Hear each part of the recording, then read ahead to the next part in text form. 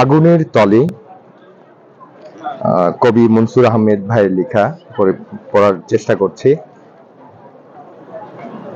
নারীর শরীরের ঘ্রাণে প্রেম জমে, যেন বসন্তের বাতাসে ভাসে সুগন্ধের ঢেউ।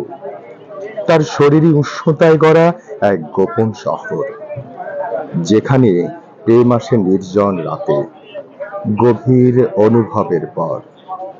চোখের মাঝে আগুন জমে থাকে নিঃশব্দে, লুকোনো ভাষা বলে মনের গহীনে। চাহনিতে মিশে যায় আবেগের স্রোত, প্রেমের বুননে জ্বলে উঠলে সেই আগুনের নখ। তার শরীরের প্রতিটি ভাঁজে রহস্যের বাঁধন, চোখে দগ্ধ আগুনে রচিত একান্ত গান। প্রেম আসে, ছুঁয়ে তাকে নিঃশব্দ রাতে, তবু সেই আগুনে হারিয়ে যায় সব বাধার নীতি। তার ঘ্রাণে প্রেম জাগে, চাহনিতে আগুন জ্বলে, নারী যেন এক সত্তা, প্রেম আর আগুনের তালে। ধন্যবাদ।